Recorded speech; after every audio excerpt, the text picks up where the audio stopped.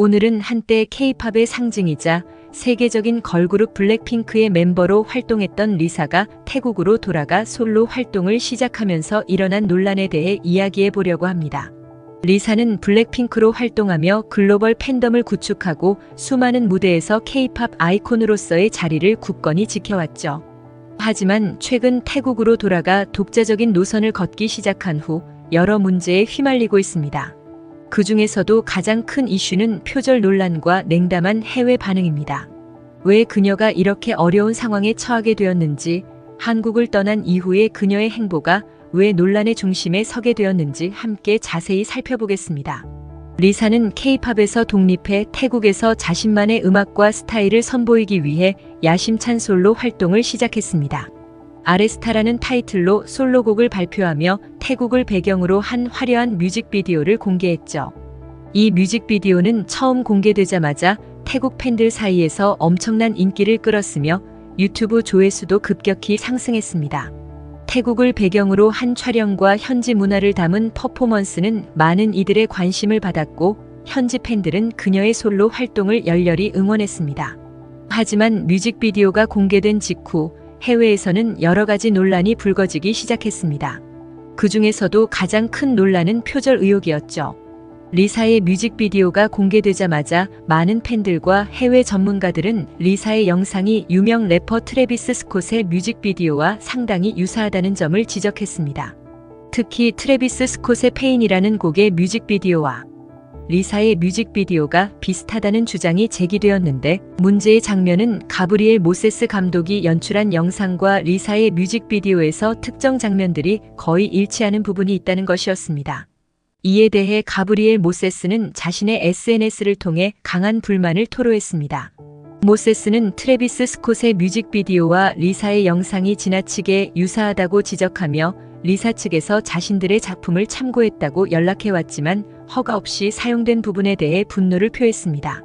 실제로 모세스 측의 편집자는 리사 측에서 참고 자료로 사용하겠다는 통보를 받았으나 정식으로 허가하지 않았다고 밝혔습니다. 하지만 리사 측은 이에 대한 입장을 밝히지 않은 채 뮤직비디오를 그대로 공개했죠. 이 표절 논란은 빠르게 확산되었고 특히 저작권에 민감한 유럽에서는 이에 대해 싸늘한 반응이 이어졌습니다. 유럽의 여러 매체들은 리사의 뮤직비디오가 표절 논란에 휩싸였다는 소식을 크게 다루며 리사 측의 대응에 대해 부정적인 의견을 내놓았습니다. 아무런 입장을 내놓지 않는 리사 측의 태도는 팬들뿐만 아니라 많은 이들의 빈축을 샀고 이로 인해 논란은 더욱 커지게 되었습니다. 표절 논란은 여기서 끝나지 않았습니다.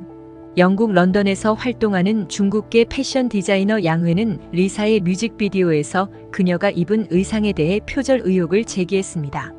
양회는 리사가 뮤직비디오에서 착용한 가죽 소재의 별 모양 디자인이 자신이 몇 년 전 런던 예술대학교에서 석사 과정 중 완성한 작품과 거의 똑같다고 주장했죠.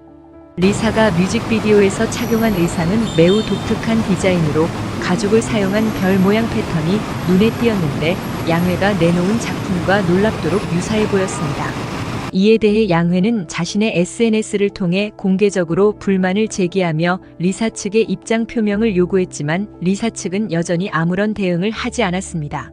이처럼 표절 의혹이 끊이지 않으면서 리사의 솔로 활동에 대한 해외 반응은 점점 더 차가워졌습니다. 특히 그녀의 뮤직비디오에 대한 비판적인 시각은 유럽과 북미 지역에서 두드러졌죠. 한국을 떠나 태국으로 돌아간 리사의 활동이 과연 성공할 수 있을까? 라는 의문을 제기하는 목소리가 커지기 시작했습니다. 그러나 태국에서는 상황이 조금 달랐습니다.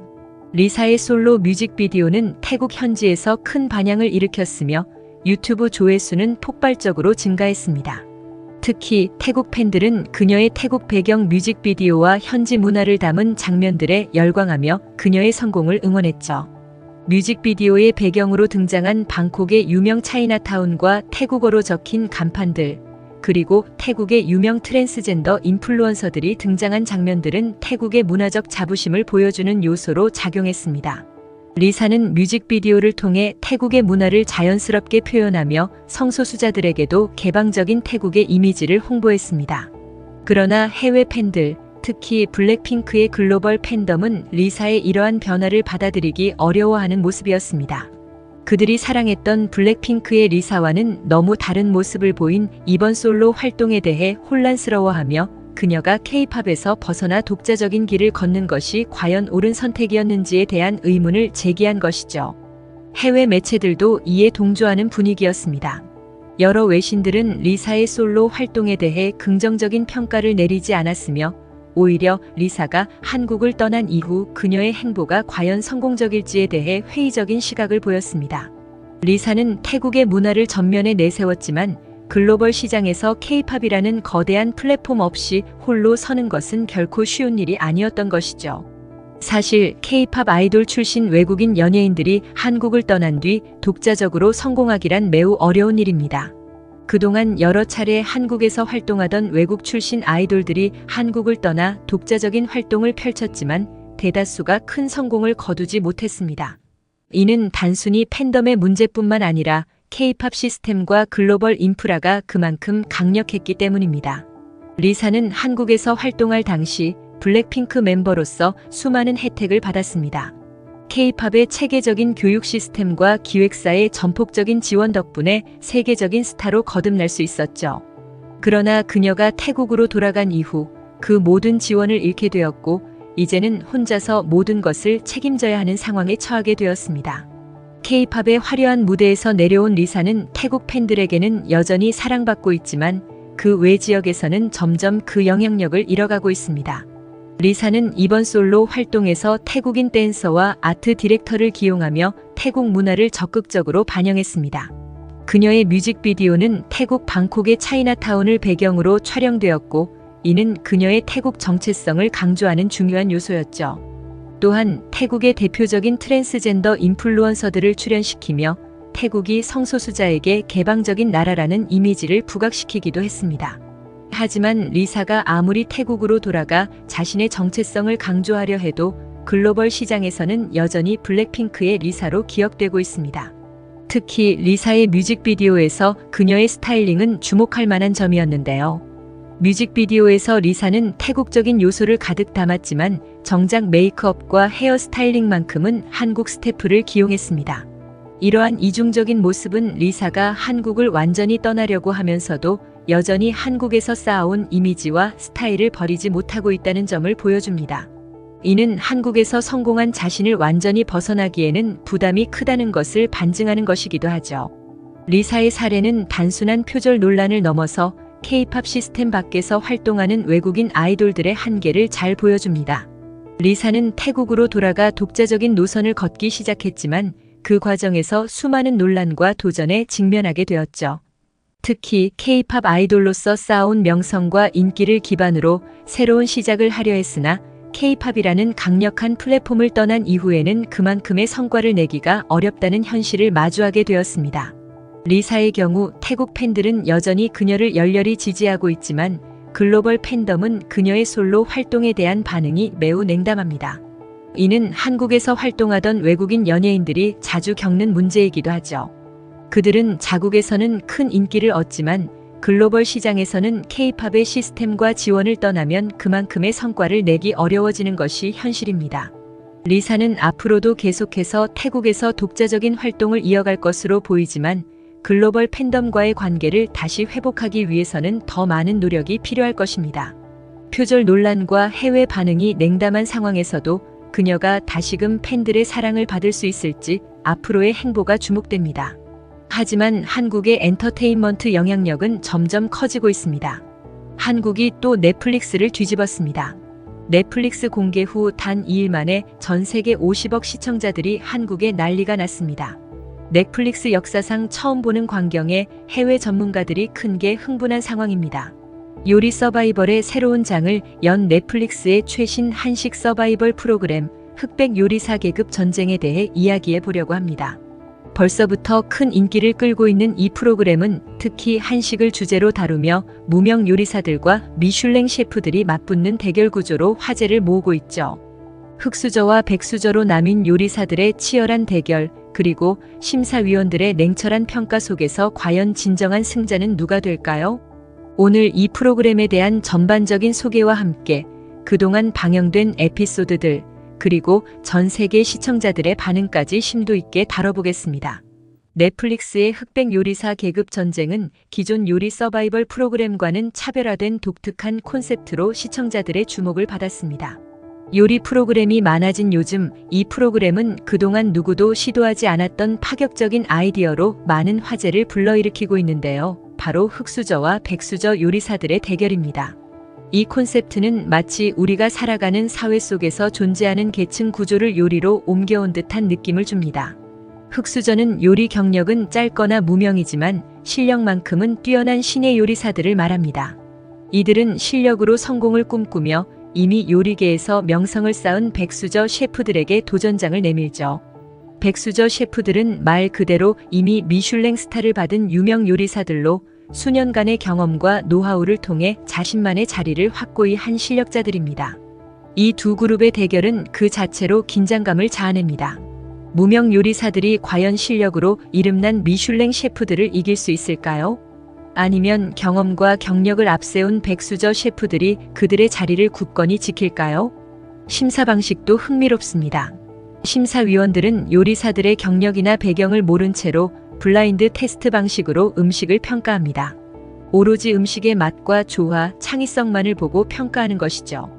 이 과정에서 흑수저 요리사들은 자신들의 이름이나 명성 없이 오직 요리 실력만으로 평가받을 기회를 얻습니다. 반면 백수저 셰프들은 자신들의 명성 대신 오롯이 요리의 질로만 평가받아야 하는 상황에 놓입니다. 이 점이 바로 이 프로그램이 기존 요리 서바이벌들과 차별화되는 부분이기도 하죠. 요리사의 배경이나 과거 경력에 얽매이지 않고 진정한 맛 그 자체로 승부를 겨룬다는 점이 시청자들에게 큰 인상을 남깁니다. 특히나 이 프로그램이 놀라운 스케일을 자랑하는 것도 주목할 만한 부분입니다. 1연계의 조리도구와 300대의 카메라, 100명의 요리사가 출격하여 펼쳐지는 요리 전쟁은 그 자체로 압도적입니다. 지금까지 본 적 없는 스케일의 주방 세트와 장비, 그리고 동시에 40명이 넘는 요리사들이 요리를 준비하는 장면들은 마치 한 편의 블록버스터 영화를 보는 듯한 몰입감을 줍니다. 첫 라운드에서부터 긴장감은 최고조에 달했습니다. 흑수저 결정전에서는 80명의 무명 요리사들이 20명 안에 들기 위해 치열한 경쟁을 벌였는데요. 이 과정에서 무명 요리사들이 자신의 모든 역량을 쏟아부어 요리하는 모습은 시청자들의 심박수를 높였습니다. 특히 이 대결이 벌어지는 동안 백수저 셰프들이 이 장면을 위에서 지켜보는 구도가 연출되었는데 마치 상류층과 하류층의 경계를 시각적으로 표현한 듯한 구성이 흥미로웠습니다. 결국 20명의 흑수저 요리사들이 선정되었고 이들은 본격적으로 백수저 셰프들과의 대결에 돌입하게 됩니다. 이 대결의 가장 큰 재미는 역시 예측 불가능한 결과에 있습니다. 블라인드 테스트 방식으로 진행되다 보니 심사위원들조차도 어떤 요리사가 어떤 요리를 만들었는지 알지 못한 채로 평가하게 되는데요. 이 때문에 무명 요리사가 미슐랭 셰프를 이기는 반전 결과가 자주 발생하게 됩니다. 한 예로 무명 요리사 중 한 명이 해산물 요리로 미슐랭 셰프를 꺾은 장면이 있었습니다. 심사위원들은 요리의 맛과 구성만으로 승패를 결정했기 때문에 요리사의 명성이나 경력에 얽매이지 않고 오로지 요리 자체의 완성도로만 평가된 결과였죠. 이러한 반전 장면들은 시청자들에게 큰 재미를 선사하며 흑수저 요리사들의 노력과 열정을 응원하게 만드는 중요한 포인트로 작용합니다. 사실 요리 서바이벌에서 명성과 경력이 항상 승리를 보장하지는 않는다는 메시지가 이 프로그램을 통해 강하게 전달됩니다. 또한 이 프로그램에서 한식을 다루는 방식도 주목할 만합니다. 여러 대결에서 고추장, 된장, 간장과 같은 한국 전통 재료들이 주재료로 사용되었고 이를 어떻게 창의적으로 활용하느냐가 승패의 중요한 요소로 작용했습니다. 이 과정을 통해 한국의 전통 재료와 요리법이 세계적으로 다시 한번 주목받고 있으며 이를 통해 한식의 글로벌화에도 기여하고 있다는 점이 매우 인상적입니다. 넷플릭스와 같은 글로벌 플랫폼을 통해 한국의 맛이 전 세계 시청자들에게 소개되는 순간이기도 하죠. 그러나 이 프로그램이 단순히 요리 배틀로 끝나는 것은 아닙니다. 무명 요리사들이 유명 셰프들과 경쟁하면서 그들의 실력이 점점 성장해 나가는 모습이 감동적으로 그려집니다. 특히나 흑수저 요리사들이 백수저 셰프들과의 대결에서 패배하더라도 그 과정에서 배우고 얻는 것들이 많다는 점이 프로그램을 더욱 풍부하게 만듭니다. 요리의 기술뿐만 아니라 도전 정신과 성장 스토리가 이 프로그램의 중요한 축을 이룹니다. 예를 들어 한 흑수저 요리사가 전통 한식을 현대적으로 재해석한 요리를 선보였을 때 심사위원들은 그 요리의 창의성과 전통의 조화를 극찬했습니다. 비록 미슐랭 셰프를 이기지는 못했지만 이 요리사는 그 과정을 통해 한식의 가치를 새롭게 이해하고 더 나아가 자신의 요리 철학에 깊이를 더하게 되었죠. 이처럼 프로그램은 단순한 승패의 문제가 아니라 요리사들의 성장과 배움을 중요하게 다룹니다. 또한 심사위원들의 날카로운 평가 역시 시청자들에게 큰 인상을 남기고 있습니다.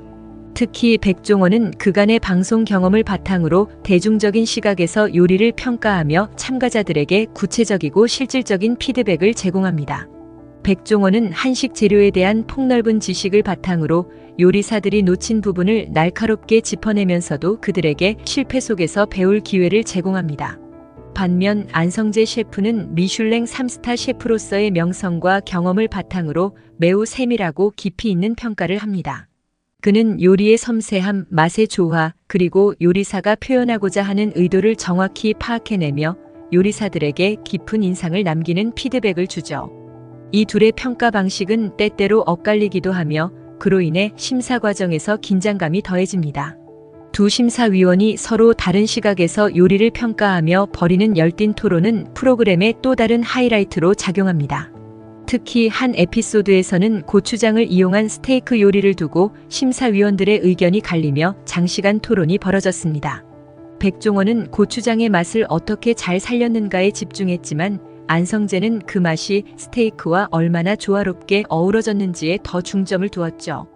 이처럼 두 심사위원의 다른 관점이 프로그램을 더욱 풍부하게 만들어주고 시청자들로 하여금 요리에 대한 다양한 시각을 이해하게 만듭니다.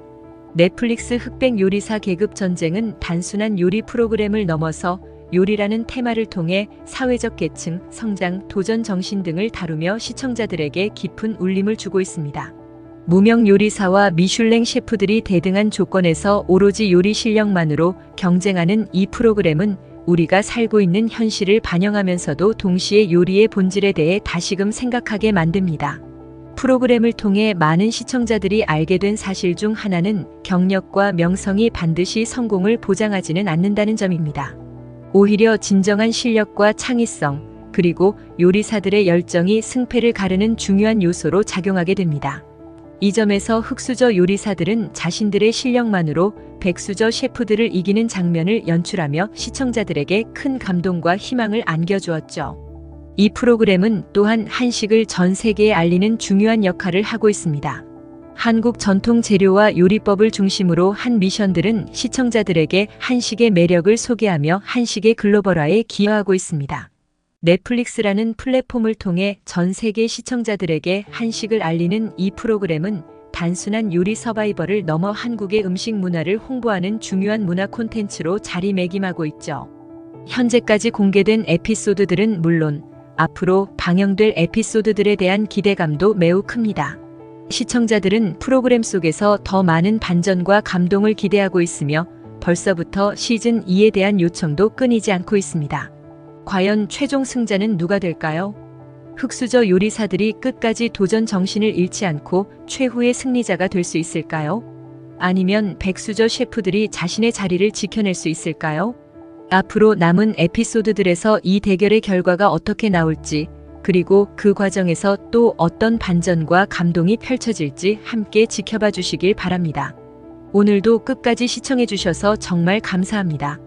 요즘 한국의 엔터테인먼트는 그야말로 세계적인 관심을 받고 있죠. 음악, 드라마, 영화, 그리고 이제는 요리까지 한국의 창의성과 열정은 정말 끝이 없습니다. K-팝부터 K-드라마 그리고 한식을 주제로 한 요리 프로그램까지 한국 문화가 전 세계를 사로잡고 있는 걸 보면서 정말 자부심을 느낍니다. 우리가 만들어낸 콘텐츠들이 세계 곳곳에서 사랑받고 한국의 가치를 높여가는 모습을 보면 정말 뿌듯하지 않으신가요? 한국은 단순히 작은 나라가 아니라 무한한 가능성을 지닌 문화 강국입니다. 앞으로도 한국의 엔터테인먼트는 더 멀리, 더 높이 뻗어나갈 것입니다. 함께 그 길을 걸으며 응원해 주시면 좋겠습니다. 오늘 영상이 마음에 드셨다면 좋아요와 구독 부탁드리고 앞으로도 더 흥미로운 이야기로 찾아뵙겠습니다. 대한민국 파이팅!